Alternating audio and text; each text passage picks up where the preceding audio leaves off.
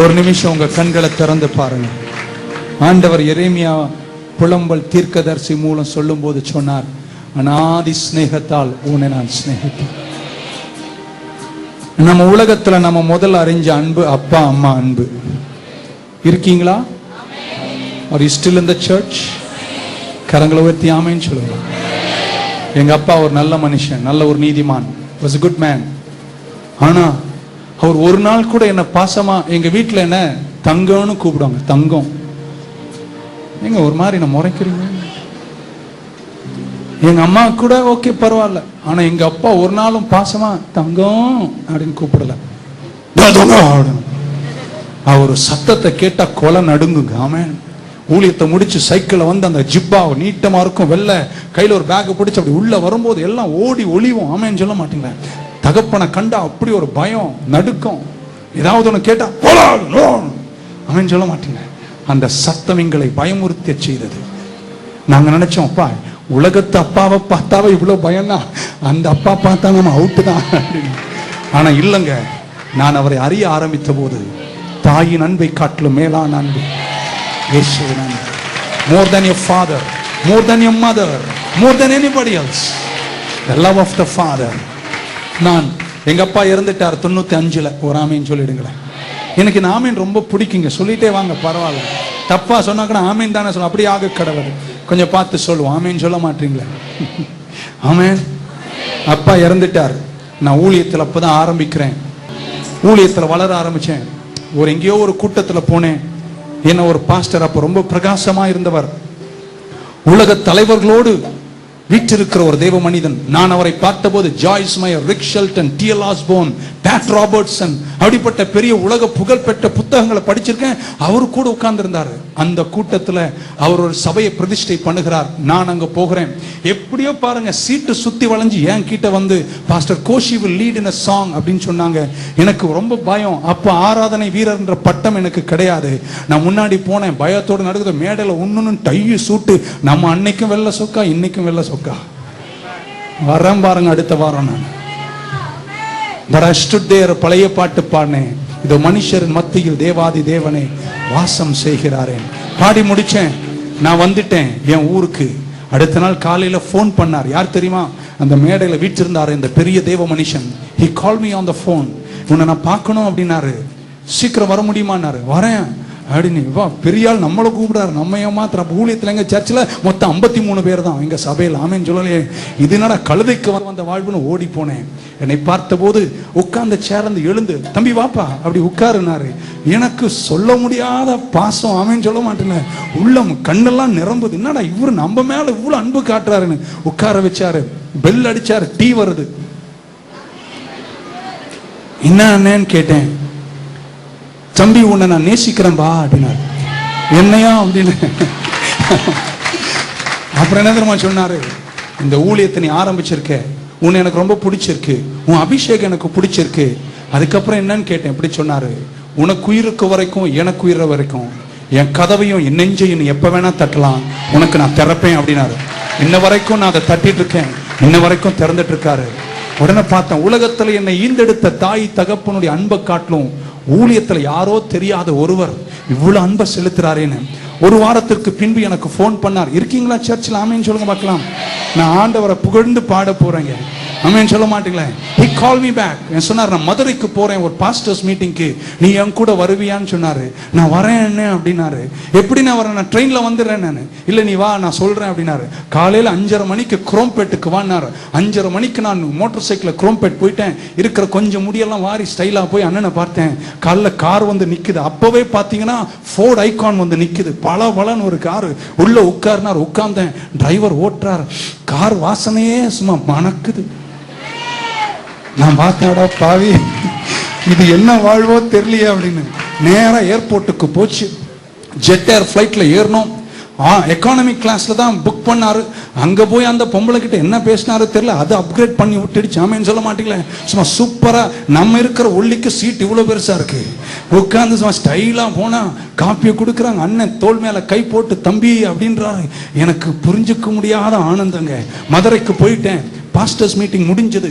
மத்தியானம் Duke hotel என்ன தங்க வச்சார். என் அறைக்குள்ள போகும்போது சொன்னா, தம்பி கொஞ்ச நேரம் ரெஸ்ட் பண்ணு, 3 மணிக்கு நான் வருவேன், ரெடியா இருந்தாரு. நான் 2:30 மணிக்கெல்லாம் எழுந்து குளிச்சுட்டேன், ரெடியா உட்காந்துருக்கேன். ஆமென் சொல்ல மாட்டேல. டப் டப்புன்னு கதவு தட்டிச்சு. திறந்து பார்த்தா அண்ணன் வந்து நிக்கிறார். என்னன்னு? வாப்பா சும்மா கடைக்கு போனாரு. கடைக்கு போனேன். எங்க அப்பா ஒரு நாள் கூட கடைக்கு கொண்டு போலையா? அப்பா ஷூ வேணும்னா, எனக்கு ஷூ உள்ளதிட்டு போடா அப்படின்னு வராம. ஏன்னா அவர் பட்ட பாடு அவருக்கு தான் தெரியுங்க. ஆனா உலகத்துல யாரோ ஒரு மனிதங்க, ஒரு ஊழியக்காரங்க என் மேல அன்பு செலுத்த ஆரம்பிச்சாரு. கடைக்கு கொண்டு போனார். எங்க திரும்ப போனோம்? டைட்டன் ஷோரூம் போறோம். ஷோரூம்குள்ள போன அவரை எல்லாருக்கும் தெரியும்னா, அவர் வாரம் வாட்ச் வாங்குவார் போல் இருக்கு. அந்த லேடிஸ் எல்லாம் அவருக்கு சலாம் அடிக்குது. நான் பார்த்தேன், இவர் ரொம்ப பெரிய ஆளா இருப்பார் இருக்கேன்னு. போய் இப்படி காமிச்சாரு. இதுல உனக்கு எது வேணுமோ எடுத்துக்கொண்டார். இப்ப மட்டும் கேட்டுதான் 75,000 ரூபாய் வாட்ச் கேட்டிருப்பேன். அதனாலதான் இப்ப கேட்கறது இல்லை. அப்ப ரொம்ப வெக்கப்பட்டு, இல்லைண்ணே இதுன்னு எது வேணுமோ அதை எடுத்துக்கோ அப்படின்னாரு. டப்புன்னு 3,000 ரூபா கொண்டு நல்ல கோல்டு கலர்ந்துச்சு. 3,000 ரூபா இது வேணும்னு அதை வாங்கி கொடுத்துட்டாரு. சொல்லிக்கொண்டே போகலாம். அடுத்த மாசம் இங்க கால் தாமஸ் கன்வென்ஷன் இந்த ரோட்ல நடக்குது.